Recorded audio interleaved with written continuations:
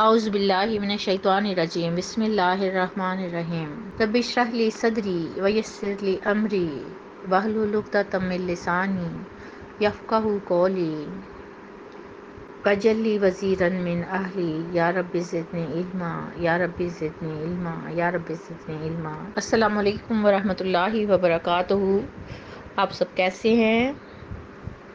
مجھے امید ہے آپ لائف کو انجوائے کر رہے ہوں گے، کچھ زیادہ ہی آپ انجوائمنٹ میں لگے ہیں۔ کچھ دنوں سے مجھے لگ رہا ہے کہ آپ یہ لیسن نہیں سن رہے ہیں، تو کوشش کیجئے 10 منٹ نکال لیں۔ 10 منٹ زیادہ نہیں ہے، 24 گھنٹے میں سے صرف 10 منٹ نکالنا کوئی مشکل نہیں ہے۔ کم از کم آپ کہہ سکیں کہ میں نے ٹائم نکالا، 10 منٹ نکالے، کوئی زیادہ ٹائم نہیں ہے، اس کے لیے کوشش کریں پلیز آپ۔ پچھلی آیات میں اللہ تعالیٰ شان بیان کرنے والی خاص طور پر آیت الکرسی کی حقیقت اور فوائد کو ہم لوگوں نے جانا اور اللہ تعالیٰ کی عظمت اور جلال کے بارے میں پڑھا۔ آج ہم پڑھیں گے آیت نمبر 256۔ لا اکراہ فی الدین، کوئی زبردستی نہیں دین میں۔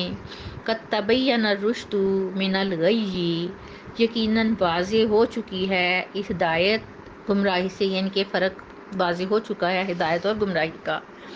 فمن یکفر بالطاغوت، پس جو انکار کرے طاغوت کا، ویؤمن باللہ، اور وہ ایمان لائے اللہ پر، فقد استمسک، تو یقیناً اس نے تھام لیا، بالعروۃ الوثقی لا انفصام لها، اس کڑے کو جو کہ مضبوط ہے اور ممکن نہیں اسے توڑنا۔ واللہ سمیع علیم، اور اللہ تعالیٰ سننے والا اور جاننے والا ہے۔ جب اللہ تعالیٰ نے توحید کے بارے میں طرح طرح سے دلائل دے کر بخوبی سب کچھ بیان کر دیا تو کافروں کا کوئی عذر باقی نہ رہا۔ تو اب زبردستی کسی کو مسلمان کرنے کی کیا حاجت ہو سکتی ہے؟ دیکھیں نا، ایمان تو دل سے لایا جاتا ہے نا۔ اگر دل میں ایمان ہی نہیں، دل میں خلوص ہی نہیں، دل میں اللہ کی چاہت ہی نہیں، تو زبردستی مسلمان کرنے کا فائدہ ہی کیا؟ عقل والوں کو خود سمجھ لینا چاہیے، اور نہ شریعت میں ہمیں کوئی ایسا حکم دیا گیا ہے کہ زبردستی کسی کو مسلمان بناؤ۔ اور اسلام کی قبولیت کا انحصار انسان کے دل کی آمادگی پر ہے اور اس کی عقل پر ہے۔ فرض کر لیں اگر انسان کا دل ہی آمادہ نہیں ہے تو بظاہر اسلام قبول کرنے کا کوئی فائدہ ہی نہیں، جبکہ اللہ سبحانہ وتعالیٰ نے یہ بات انسان پر واضح کر دی ہے کہ کون سا راستہ ہدایت کا ہے اور کون سا گمراہی کا۔ زبردستی سے ایمان کی حقیقت ختم ہو جاتی ہے، حق اور باطل میں کسی قسم کا شبہ باقی نہیں ہے۔ طاغوت سے مراد ہر وہ باطل نظام، جھوٹے معبود یا گمراہی کی طاقت ہے جو اللہ تعالیٰ کے راستے پر جانے سے روکتی ہے۔ جو کوئی طاغوت کا انکار کرتا ہے اور اللہ تعالیٰ پر ایمان لاتا ہے، یعنی کہ شیطانی قوتوں سے انکار کرتا ہے اور اپنے رب حقیقی پر ایمان لاتا ہے، وہ در حقیقت ایک مضبوط بنیاد کو تھام لیتا ہے۔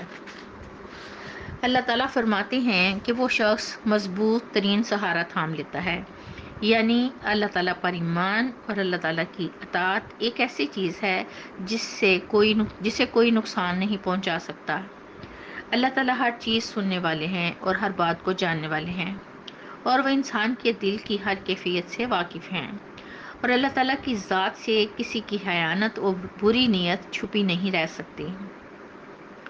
سورۃ البقرہ کی آیت نمبر 257 کریں گے۔ اللہ ولی، اللہ دوست ہے، الذین آمنوا، ان لوگوں کا جو سب ایمان لائے۔ اللہ ولی الذین آمنوا، اللہ دوست ہے ان لوگوں کا جو سب ایمان لائے۔ یخرجوہم من الظلمات، وہ نکالتا ہے انہیں تاریکیوں سے، الی النور، روشنی کی طرف۔ یخرجوہم من الظلمات الی النور، وہ نکالتا ہے انہیں تاریکیوں سے روشنی کی طرف۔ والذین کفروا، اور جن سب نے انکار کیا یا کفر کیا، اولیاءہم الطاغوت، ان کے دوست طاغوت ہیں۔ یخرجونہم من النور الی الظلمات، وہ سب نکالتے ہیں انہیں اسلام کی روشنی سے کفر کی تاریکیوں کی طرف، یعنی کہ الٹا کام کرتے ہیں۔ اولئک اصحاب النار، وہی لوگ ہیں جو اہل دوزخ ہیں، ہم فیہا خالدون، وہ اس میں ہمیشہ رہنے والے ہیں۔ اس آیت میں اللہ تعالیٰ ایمان والوں کے بارے میں فرما رہے ہیں کہ جو لوگ اللہ تعالیٰ پر اور اس کے رسول حضرت محمد صلی اللہ علیہ وآلہ وسلم پر ایمان لاتے ہیں تو اللہ سبحانہ و تعالیٰ ان کے دوست بن جاتے ہیں۔ اب اللہ تعالیٰ ہمارے دوست کیسے بن جاتے ہیں؟ دیکھیے، قدرت کی ہر نشانی پکار پکار کر ہمیں آگاہ کرتی ہے کہ مجھے کسی عام انسان نے نہیں بلکہ کائنات کے خالق نے پیدا کیا ہے۔ ہمارے جسم کا انگ انگ بولتا ہے کہ میں اللہ تعالیٰ کا شاہکار ہوں۔ دل گواہی دیتا ہے کہ میں اللہ کا دم بڑھتا ہوں۔ روح پکارتی ہے کہ میں اللہ کی دین ہوں۔ آنکھیں قدرت کے خوبصورت مناظر دیکھتی ہیں تو سجدہ کر اٹھتی ہیں۔ قرآن کی قرأت کو اونچی آواز میں سنے تو کانوں میں رس گھلنے لگتا ہے اور زبان سے خود بخود اللہ کا نغارہ بجنے لگتا ہے۔ ہم نماز پڑھتے ہیں تو اللہ کے بالکل قریب ہو جاتے ہیں۔ روزہ رکھتے ہیں تو اللہ کے محلوق کے قریب ہو جاتے ہیں۔ حج کرتے ہیں تو نیا جنم لیتے ہیں۔ پھر تو اپنے آپ ہی ہم اللہ کے دوست بن جاتے ہیں۔ اور اللہ سبحانہ و تعالیٰ چونکہ خود نور ہیں، اس لیے ہم اندھیروں سے نور کی سمت آ جاتے ہیں۔ ہماری زندگی کے راستے ایمان کی روشنی سے منور ہو جاتے ہیں۔ اللہ تعالیٰ ایمان والوں کو دنیا اور آخرت کی روشنی عطا کرتے ہیں اور نجات کی راہ دکھاتے ہیں، اور اسی نور سے ایمان والوں کے چہروں پر انوکھا سا نور نظر آتا ہے۔ اور بدقسمتی سے وہ لوگ جو کفر کرتے ہیں، اللہ اور اس کے رسول کے منکر ہیں، واضح دلائل کے باوجود ان کے دل پتھر کے ہو جاتے ہیں، ایمان کی روشنی بھی انہیں نظر نہیں آتی، تو ان کفار کے ولی اور مددگار طاغوت ہیں، یعنی شیطان ہیں۔ طاغوت ہر وہ باطل قوت ہے جو آپ کو اللہ کے راستے سے روکتی ہے اور گمراہی کے راستے کی طرف لے جاتی ہے۔ اللہ تعالیٰ فرماتے ہیں کہ یہ گونگے ہیں، اندھے ہیں، بہرے ہیں، اور اللہ تعالیٰ نے ان کے دلوں پر مہر لگا دی ہے۔ اب طاغوتی قوتیں کون سی ہیں؟ وہ کہیں باہر سے تو نہیں آتی نا؟ ایک تو وہ شیطان ہر دم ہمارے راستے کو روکنے میں لگا رہتا ہے، بہکاتا ہے، ہر بری چیز کو اتنا مزین کر کے دکھاتا ہے کہ انسان اس کے جال میں پھنس جاتا ہے۔ پھر بعض اوقات جابر اور کافر حکمران جینا دشوار کر دیتے ہیں۔ بعض اوقات کچھ برے دوستوں کی شکل میں شیطان راستے سے بھٹکا دیتا ہے۔ کبھی عہدہ، کبھی مال و دولت، کبھی اولاد، آزمائش بن کر گمراہی کے راستے پر لے جاتی ہے۔ طاغوت قوتیں کیا کرتی ہیں؟ کفار کو روشنی کے راستوں سے ظلمات یعنی اندھیروں کی طرف لے جاتی ہیں۔